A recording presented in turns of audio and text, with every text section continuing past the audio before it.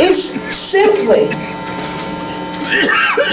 whether or not this country will be what it was supposed to be about. Which is simply, everybody says it differently, but it's simply, if you try hard, if you work hard, if you want to work hard, think about the unemployment rate in the trades.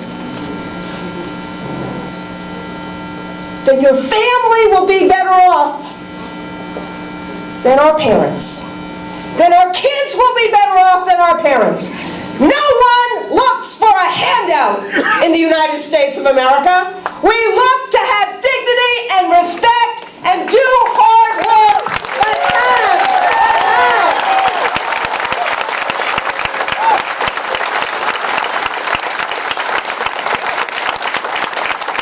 But we need a voice to have it.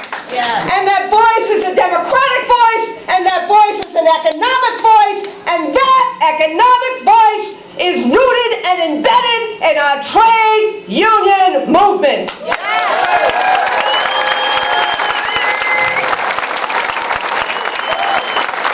And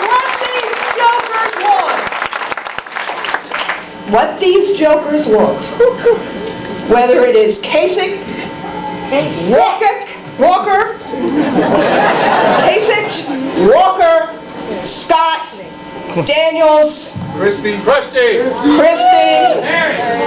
Harry, many of the others that you know. We can go through many, many names. But the ones like Kasich, or Kasich, sorry for my New York accent.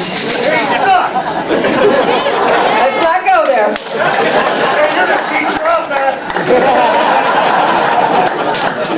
Love that. What your dear governor has in common with the governor of Wisconsin and with the Koch brothers and with many of the, not all, but many of the one percenters. It's probably the most important thing I'll say, is they are playing not for the game, but for the end. They don't want regular working people. They don't want regular folks. They don't want those who are not born with a silver spoon in their mouth to actually have a voice. So what they do is they don't just say, we got a budget cut, let's work together to solve it. They don't just say, we need more jobs. What they do is in the fight over the economic struggles we have, they exploit the angst that regular people are suffering and have. They use it to strip us and strip regular working people of their rights. Not just today, but forever. Right.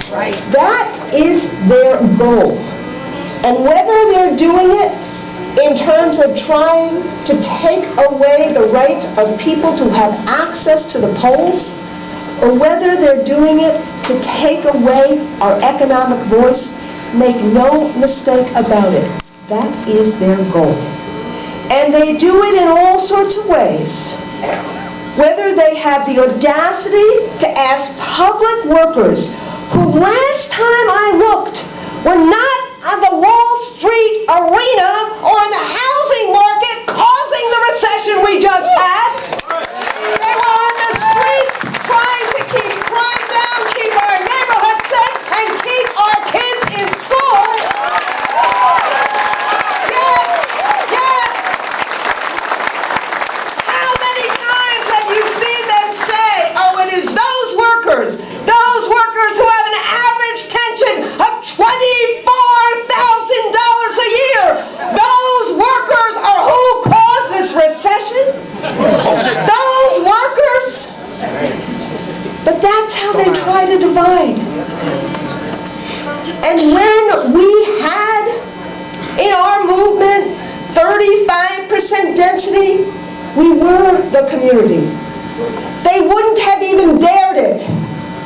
But now, because of what has happened in our economy, and because people haven't stood up, look at how they're trying to divide. So my friends, that's the stakes. That's what's happening here. You get that in your gut. That's why you're here. This is our challenge. These guys play by their own set of rules. Well, they have their own set. They will try to win at all costs. They will lull us into thinking polls and whatever. Not a problem. Will you be lulled? No. I don't hear you. Will you be lulled? We need, today, the next 10 days, to do everything in our power. Everything that you have already done and more.